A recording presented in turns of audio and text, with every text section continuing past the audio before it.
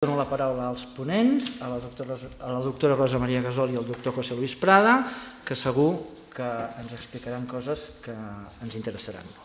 Gràcies. Us deixem. Tinc micro ara? Sí? Molt bé, bona tarda, moltes gràcies. Per part meva també l'agraïment per convidar-me a presentar juntament amb el José Luis l'acte de presentació de la revista, encara que hagi sigut una mica ràpid, com deies. Sí, una mica de llum? Sí, va.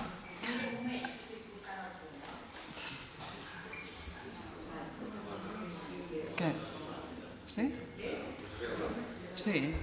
Bé, aquest treball que presentarem avui també és fruit de la col·laboració amb l'Escola Superior de Conservació i Restauració de Béns Culturals de Catalunya, que es costa de dir. D'una banda, perquè en aquesta obra han intervingut alumnes del pràcticum de Conservació i Restauració del grau, veureu alguna imatge, que col·laboren tant amb el Laboratori de Conservació i Restauració on treballo jo, de l'Oficina de Patrimoni Cultural de la Diputació, col·laboren tant amb intervenció directa sobre els béns culturals, com també col·laboren amb els museus amb tasques de conservació preventiva. I d'altra banda, perquè també és una col·laboració amb el José Luis, que fa molts anys també que ens coneixem, el vaig tenir al meu tribunal de la tesi, i a més hem treballat amb altres temes de diagnosi artística. Per tant, la col·laboració aquí és doble.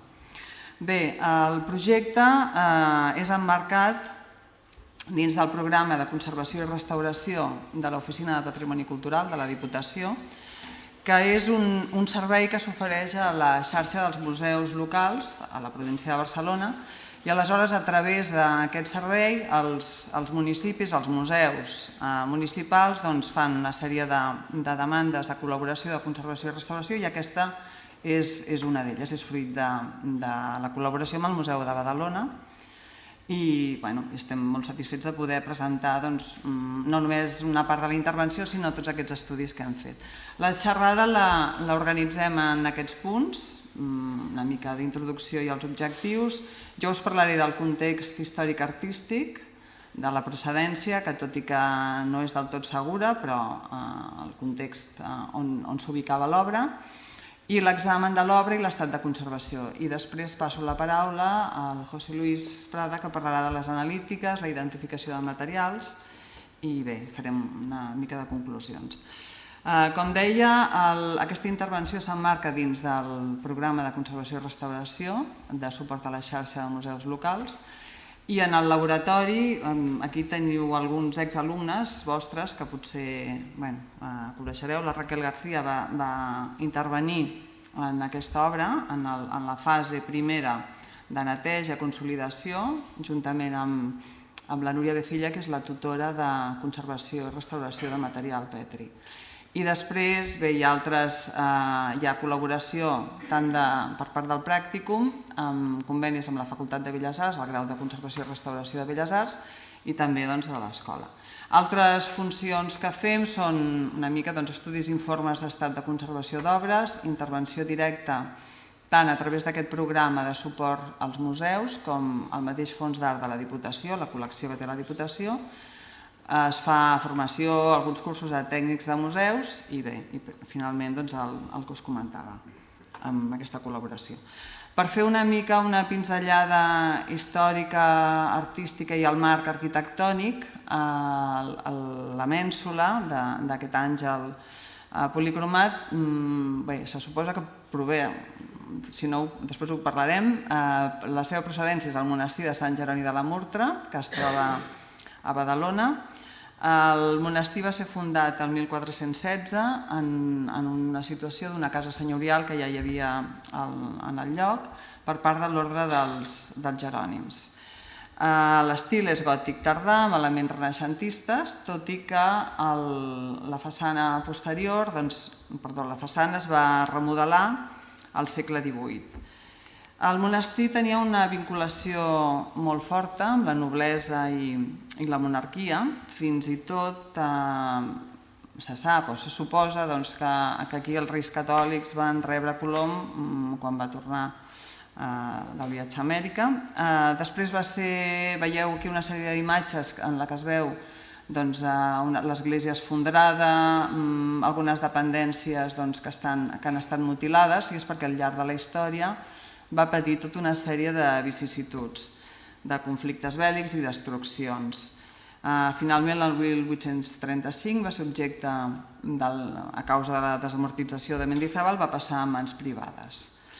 Bé, una mica aquí hi ha imatges del claustre, l'església, que va patir un incendi. Aquest és el refector, si no m'equivoco. I aquí tenim una imatge molt interessant del segle XIX, de principis del segle XIX, on dibuixa o mostra un aspecte molt romàntic de les dependències vist de Sant Jeroni de la Murtra des de la banda de baix. Fent un repàs una mica ràpid, una comparació de la tipologia de la nostra mènsula amb altres que es troben in situ al monestir, d'entrada veiem que destaca per la qualitat, és a dir, en parlarem, és l'objecte d'aquesta xerrada, però la policromia, les diverses capes que s'han aplicat, els recursos decoratius, tota una sèrie de factors que potser a simple vista no s'aprecien, fan que destaqui d'una manera molt especial. Si comparem les mènsules que es troben in situ en el museu, aquesta està trencada, l'he posat una mica per veure el suport és diferent, totes elles són de pedra, mentre aquesta és de terracota. La policromia i fins i tot la factura no és exactament el mateix. A les dues imatges de sota es mostra una exposició que es va fer al Museu de Badalona sobre tot el conjunt artístic de Sant Jeroni de la Murtra. Bé, l'examen tècnic de l'obra, així d'entrada he dit que el suport és una terracota, està modelada en una sola peça i està treballada, per exemple, el cabell té unes incisions, les ales estan treballades evidentment abans de coure. És una peça de petites dimensions, això clar, si no us ho diem no se sap, fa uns 20 centímetres més o menys, 23 per 18 per 21, per tant és una peça de petites dimensions. Nosaltres parlem de mènsula, tot i que tampoc sembla que no queda molt clar si és una mènsula o si era una part d'un capitell, però una mica comparant-ho amb altres elements decoratius aplicats a l'arquitectura, doncs sembla que és aquesta tipologia. Aquí veieu que està buida, és on anava encastada, però tot això tenia un reomplert. La preparació és finíssima, hi ha una part daurada, en parlarem, en diverses capes, més el vol, la base del daurat, i és una peça, com deia, que està policromada i que té, l'aglutinant és oleaginós, tot i que hi ha presència també de proteïna en algun cas, i que té una complexitat. D'entrada, per fer un estudi de la tècnica, hem fet aquí una petita reconstrucció hipotètica de com devien ser les decoracions. Aquesta fletxa assenyala aquesta mena, ja sigui d'estrella, no sé si s'aprecia, si es veuen unes taques negres. Aquestes taques negres que es van veient a diferents punts, d'entrada pensàvem si era alguna concreció o era algun element afegit posteriorment i creiem, no s'han analitzat, però creiem que es tractaria d'una part de decoració.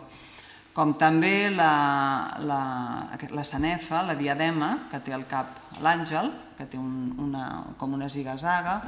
Aquí tenim un detall de les ales, com deia, que estan incises damunt de la terracuita, un detall de l'ull, on hi hauria unes restes d'una pedra embotida per fer la nineta, és a dir, una sèrie d'elements. Aquí tindríem aquest detall de la ungla, és a dir, s'ha perdut gran part dels acabats, de la seva decoració original, però per aquestes traces vam poder anar veient els indicis de la policromia que podien tenir. Això ens dona peu a no especular, en part és una base objectiva, però sí a pressuposar com podia haver estat.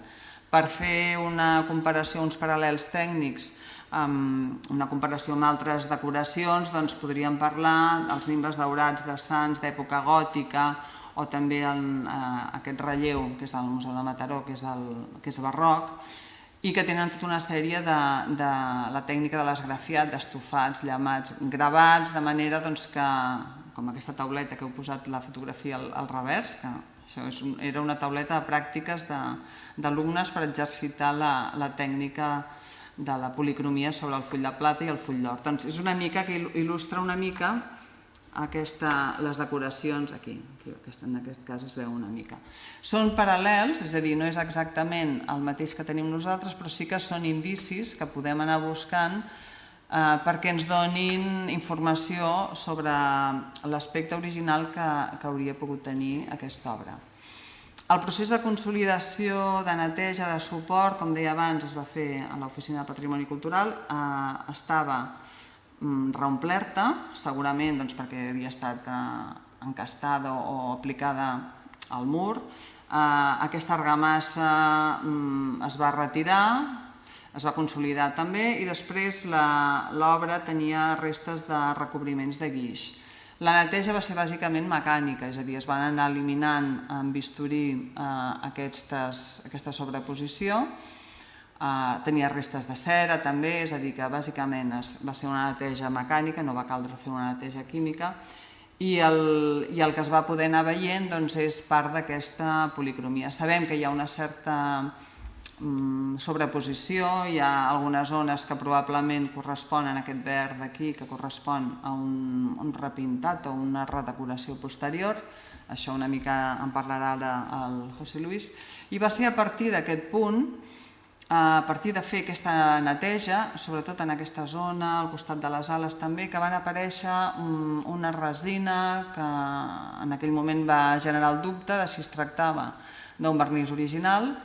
I aquí va ser quan vam començar a pensar que fora bo fer una sèrie d'analítiques. Ens vam posar en contacte amb Grapac Septec Patrimoni, amb el José Luis Prada, i a partir d'aquí es va fer l'estudi de la policromia, la presa de les mostres, ara us en parlarà ell, aquí he posat la localització de les mostres més significatives en aquesta primera fase.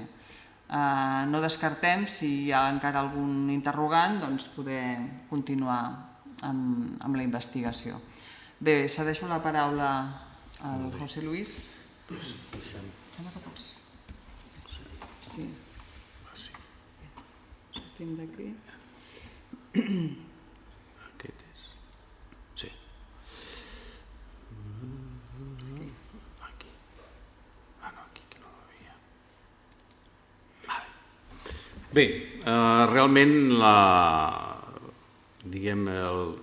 era un repte d'alguna manera important perquè es tractava d'una peça que es veia clarament, significativament de qualitat artística important, però no se sabia molt bé quins materials o quin tipus de policromia tenia.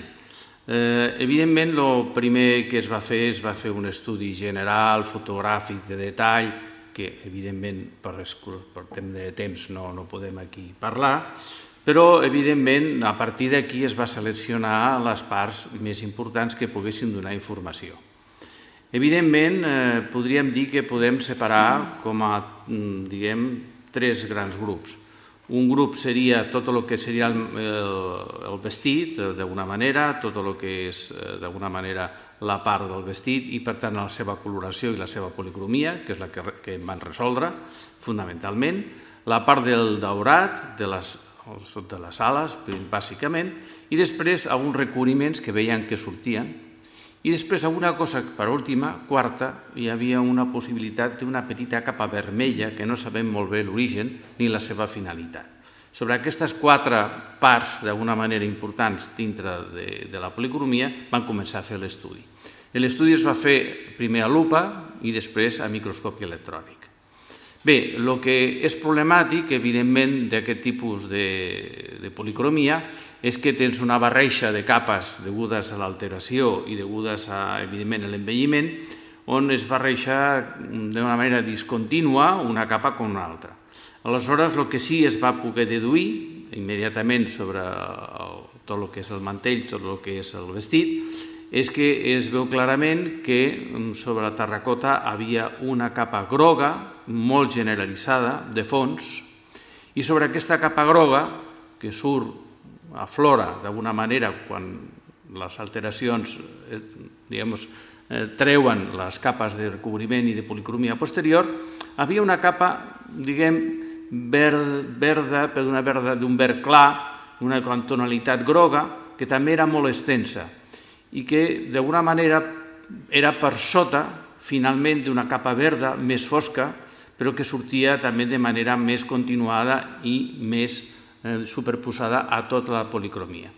Si es veu de fons o de lluny la policromia, es veu clarament aquest fons groc, es veu clarament que hi ha una sèrie d'àrees més fosques, de verd fosc, i també es veu aquesta tonalitat verda clara que està entremig. Per tant, diríem que sobre la terracota, d'una manera ja deullada i sense fer analítica, ja es veia clarament que existien aquestes tres capes. Evidentment, el problema que hi ha és que una cosa és que les vegis i l'altra cosa és que les demostris que existeixen, i això és el que té que fer l'analítica. Evidentment, el primer que vam fer és analitzar la capa groga, que era la base de tota aquesta policromia, i ens van trobar com la sorpresa que era un groc plomo-estanyo. Un groc plomo-estanyo és un pigment molt significatiu de l'època, molt característic també, per tant, era un pigment que ens indicava que estaven en l'època determinada del segle XV, si no correspon, aunque no podem determinar si és un plom estany 1 o un plom estany 2, perquè també això té diferents edats, sí que és clarament anterior a l'antimonio, és a dir, el plomo de l'amarillo Nápoles. I per tant ja t'està dient una època que clarament és coincident amb la datació històrica que s'ha donat a la peça. Aquest groc plom estany, no té ningú dubte, és un plom estany de libro, realment molt extens, i és la capa, diguem, de base de tota la policromia. O sigui, estava donada pràcticament per molts racons, sobretot, ja dic, de la roba, del vestit. Bien, sobre això, el problema que existia eren les capes verdes. Les capes verdes que, a més, estaven absolutament, diguem, alterades i aleshores superposades, algunes sortien, altres no, i això ens donava molts problemes a l'hora d'identificar. Vam buscar la capa verda més fosca superficial, la que d'alguna manera seria la part més externa de la policromia. I ens vam trobar, per sort, que sortia un arseniato de coure. Un arseniato de coure que, evidentment, ja no és tan d'època, és més bé a partir del segle XVII. Per tant, estaven dient que aquesta capa verda superior ja ens estava donant una indicació possiblement d'un repinte o una policromia que es veia fer posteriorment i per això, segurament, per reparar aquesta capa de policromia original. Entremig, com si fos un sàndwich, que era molt difícil d'identificar, estava aquesta capa A1, que és la capa, veiem així, verde-groga. Aquesta capa verde-groga ens donava una combinació molt estranya perquè ens donava el plomo estanyo de la groga, però a més donava un coure, però sense arsènic. És a dir, aquí l'arseniato de coure havia desaparegut. Per tant, aquesta capa intermitja A1, que segurament seria més l'original i no la de A2, que seria possiblement el repinte, tenia clarament les característiques d'un acetato de coure, o sigui, un verdigris.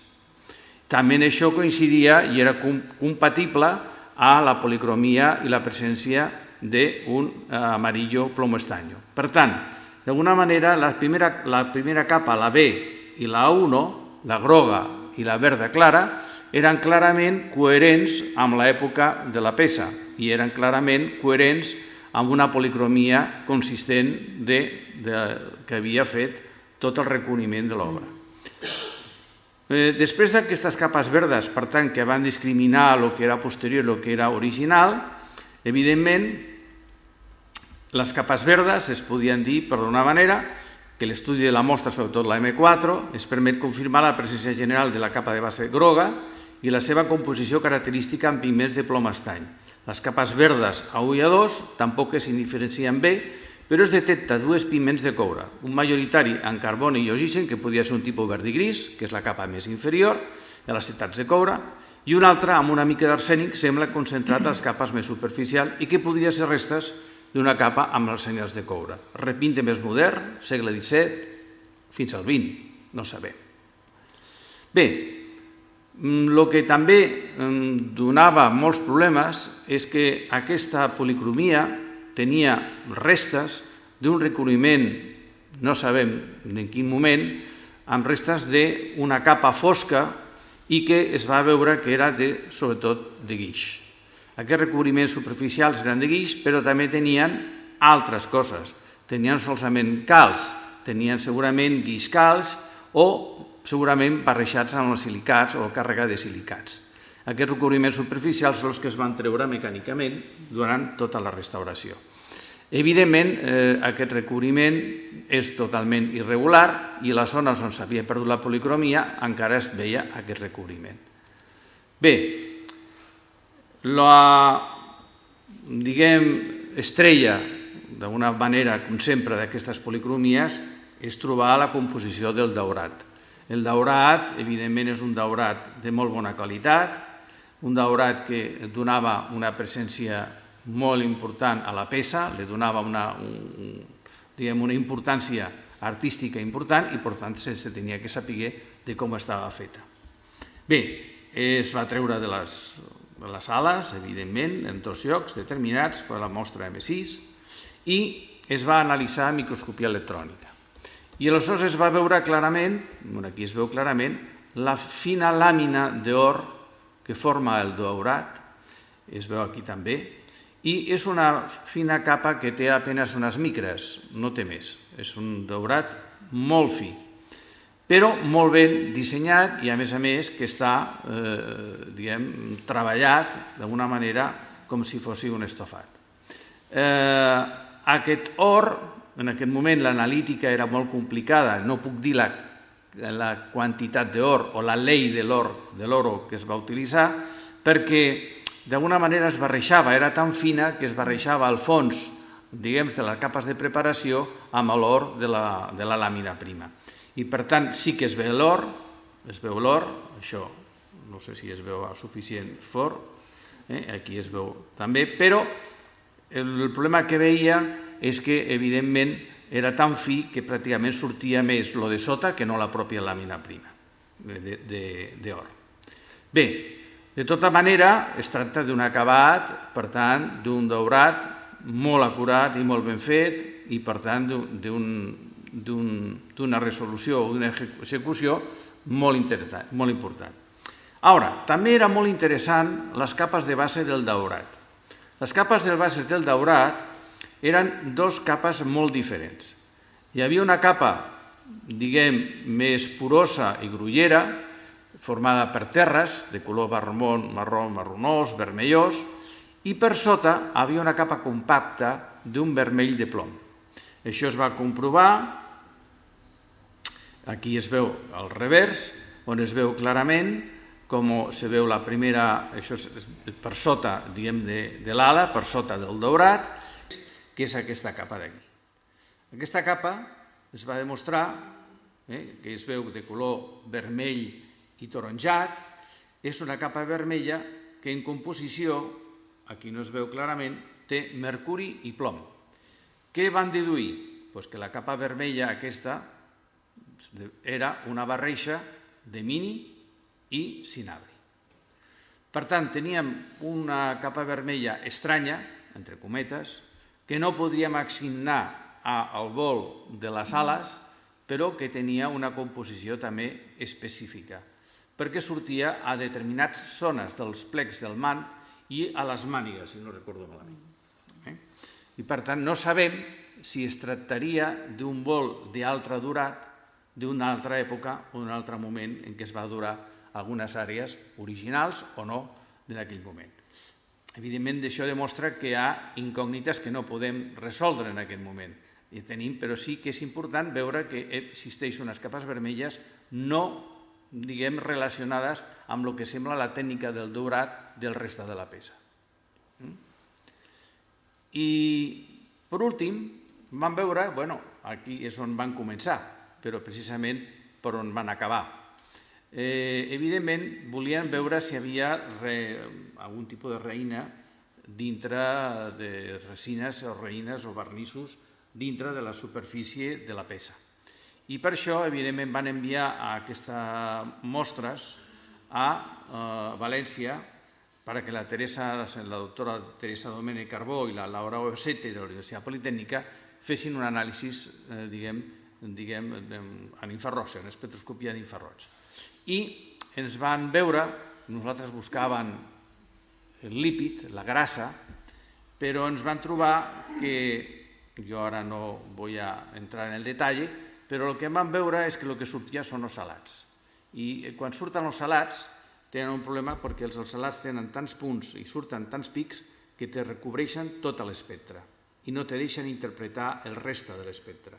Per tant, el que teníem és que, degut a l'alteració, més l'alteració d'alguna capa proteica que va tindre o glutiran proteic, es va formar per alteració tota una sèrie de capes d'oxalats que van recobrir pràcticament la superfície.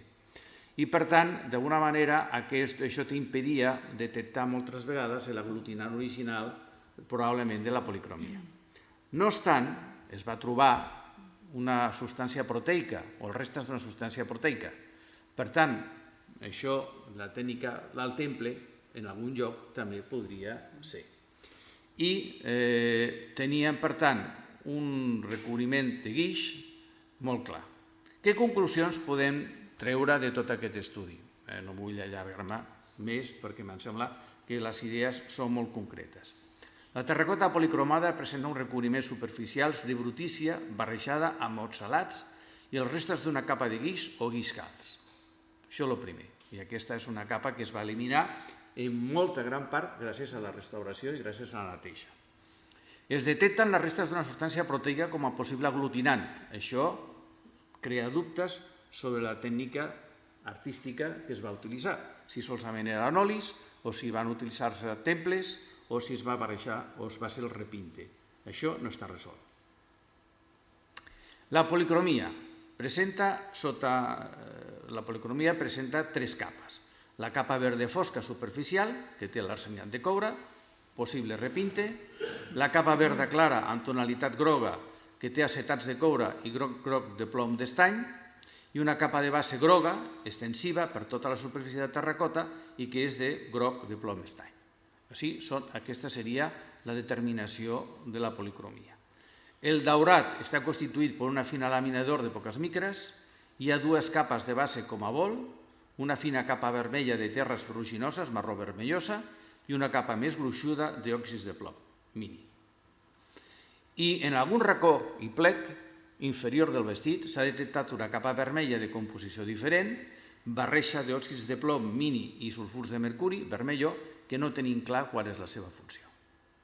Bé, el que sí tenim clar és que es tracta d'una policromia que per al tipus de pigments tenim per una banda pigments que ens indica que són coherents en època, per tant es confirmen la datació i l'autenticitat de la peça, però per altra ens diuen una qualitat d'execució molt elevada. O sigui, no és qualsevol peça perquè, evidentment, aquesta qualitat de daurat, l'existència d'aquestes capes tan bones i tan ben fetes amb un mini, amb un terra vermella, no qualsevol bol, i que les capes verdes i les capes grogues estiguessin fets amb pigments de qualitat i no precisament baratos com era un verdigris o era un plomo estaño. Un plomo estaño era considerat un pigment d'elevada qualitat, doncs, evidentment, ens estan dient que els materials utilitzats en aquesta peça són aristocràtics.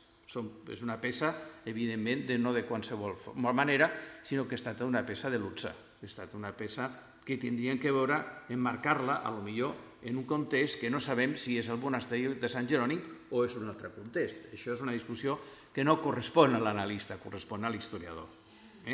Però sí que estem, evidentment, a vegades, coses que te cauen, entre cometes, del cel i que te permeten utilitzar una peça d'època amb una tècnica molt d'època i amb una qualitat excepcional que te permet veure com era realment la bona execució artesana i artística d'aquella època.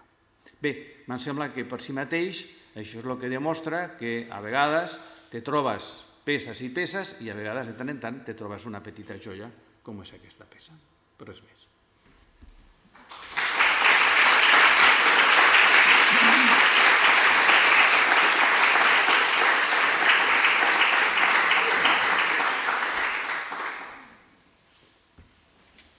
Bueno, aquí podríem obrir un torn de paraules, si voleu, sobre preguntes, sobre qüestions.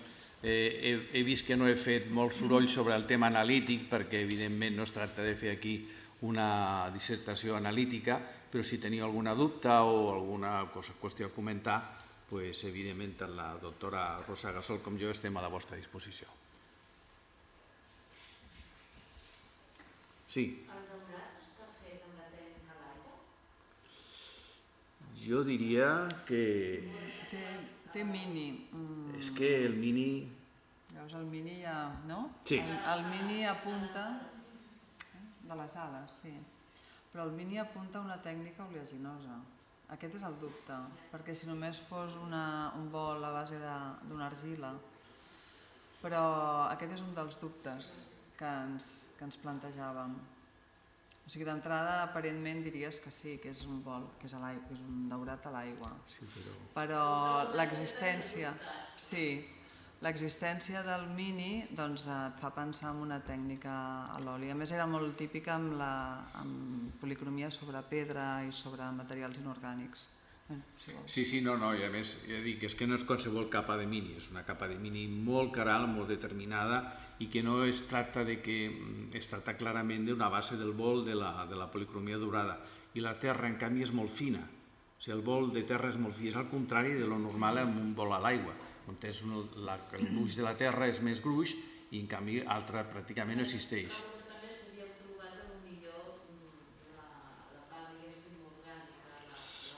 Bueno, això és una pregunta que m'agradaria contestar d'alguna manera sempre i acabo de veure i ho he explicat amb l'infraroig. El gran problema que tenim a les policromies és el tema dels aglutinants, sobretot quan són aquestes coses. Algú diria, bueno, és que potser es va analitzar ja una vegada teòricament bastant intervinguda, això és veritat, però de qualsevol manera el problema que tenim sempre és que, en primer lloc, quan se porta tants d'anys, el que succeeix és que s'altera i s'envelleix químicament tots els aglutinants. Aleshores, moltes vegades els oxalats aquests no són per casualitat. Aquests oxalats no estan aquí aplicats com una capa. Els oxalats estan explicant que és una alteració dels aglutinants originals. I, per tant, ja això t'esborra no solament moltes vegades l'aglutinant original, sinó inclús l'analítica capaç de treure aquests oxalats per poder veure el reste. Si tindria que fer un tractament d'eliminació d'oxalats, la Teresa Domènech, que és una de les millors especialistes que existeix a Espanya, a l'Estat, sobre aquestes analítiques precisament amb FTIR, va fer unes convolucions, va fer unes coses molt complicades i l'únic que va treure és la possible presència d'aquesta proteïna que, per altra banda, ens dona també una altra sèrie de dubtes sobre la tècnica. A més, la peça estava absolutament recoberta. Quan va arribar a les nostres mans tenia restes de calç o de guix, però segurament havia estat tota emblanquinada, amb la qual l'alteració que comentes havia estat generalitzada. No ho sé, a mi m'agradaria si, des del punt de vista històric-artístic, miro cap allà, des del Museu de Badalona ens podrien aclarir, perquè quan va venir la peça ja ens van dir d'entrada, li diem mènsula, però tampoc sabem segur si és una mènsula. La procedència se suposa que és de Sant Jeroni de la Murtra, però, com he dit abans, va patir una sèrie de vicissituds, tampoc se sap, i després la qualitat és que no sembla que tingui paral·lel ni pel suport de terracota ni com a mínim aparentment, perquè no ens hem dedicat a analitzar les altres mènsules de Sant Jeroni, que potser estaria bé fer-ho, però no sembla que tinguin paral·lel.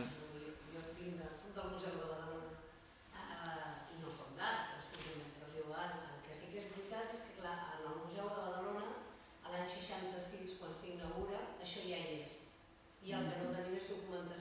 què és el que arriba d'aquí. Segurament això ve del monestir de Sant Jeroni de la Murtra, és veritat que el director en aquell moment, el senyor Guiàs, té moltes relacions amb en Josep Maria Algarra, o ve de la relació amb el Josep Maria Algarra, que havia estat propietari, i això ve d'aquí. Però no tenim res més, o sigui, no sabem del monestir a on es va trobar, si va venir de fora, si en principi hauria d'haver vingut al monestir, o si més no, sembla que això ve d'aquí, i està en el museu, i aquí sabem que es va posar en una paret, per tant aquell guix que tenia al darrere tenia tot el sentit, perquè havia estat posat en l'exposició permanent l'any 66, quan es va inaugurar i estava allà, i aquí estem. I no hem trobat cap mena de documentació, ni tan sols quan s'ha anat estudiant al monestir, perquè això no és una peça de l'edifici.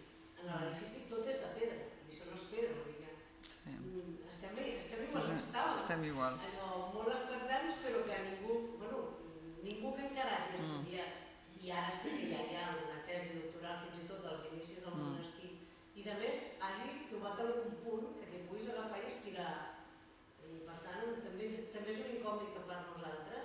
Era evident que ens agradava, que la trobàvem que era una petita meravella, ens ho heu acabat de confirmar, però estem aquí. No puc dir res més perquè no ho sabem.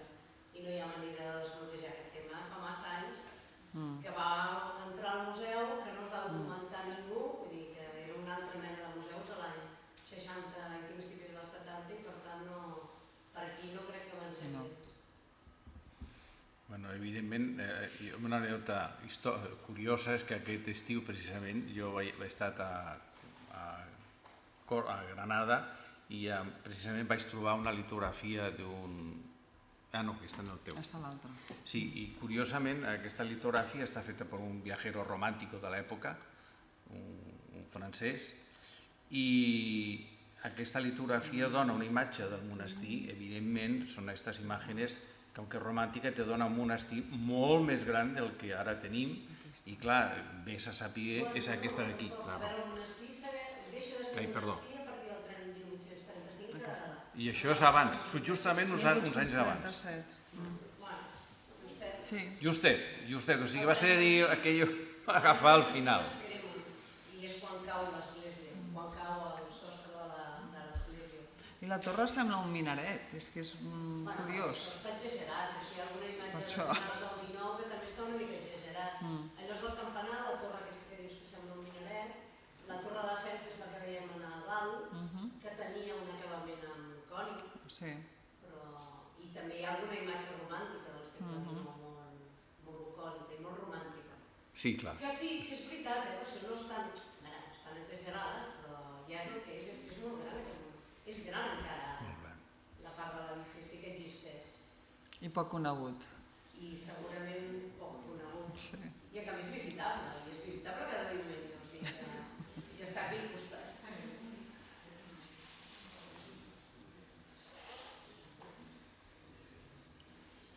Bueno, doncs...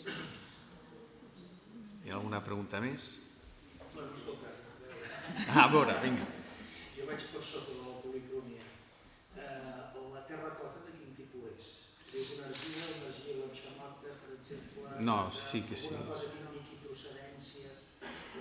No van, entre altres coses, tinc que confessar que no van poder estudiar la terracota, perquè els diners, entre cometes, no arribaven a més.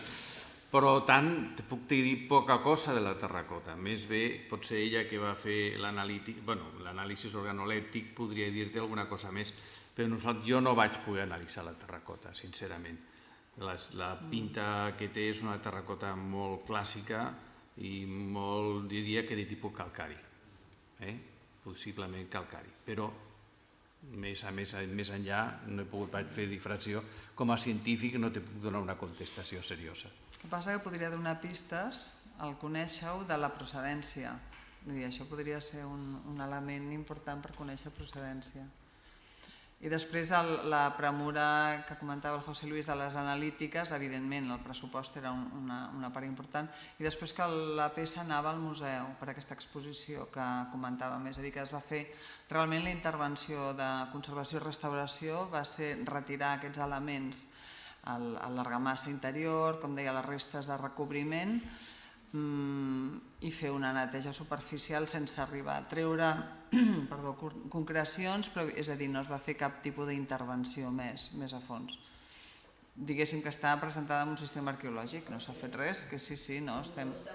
Sí. No posarem problemes. Vaja, sempre que tinguin unes garanties. Sí, no, això... Es va fer consolidació puntual, però la policromia estava en bon estat. El que es va fer més aviat va ser retirar aquesta cera, en aquesta imatge de la dreta es veu, que eren unes petites gotes de cera, i no, la policromia estava ben cohesionada. Justament va ser en el moment d'encarar una neteja més en profunditat quan ens vam aturar, perquè vam veure aquests petits quartejats, clivellats d'un element resinós que ens va donar una mica el toc d'alarma. Com jo deia abans, a mi el que m'agradaria és poder continuar fent algun tipus d'analítica, sobretot d'aquests elements decoratius, i si es confirmés l'ús d'elements metàl·lics o, no ho sé, potser una plata colrada, no ho sé, algun element, doncs també poder estudiar més l'obra des del punt de vista de la tecnologia artística. No tant continuar la intervenció, perquè crec que la peça ja... Tot el que té és original i s'explica per ella mateixa. Bé, això seria potser un punt. Sí, un punt a seguir.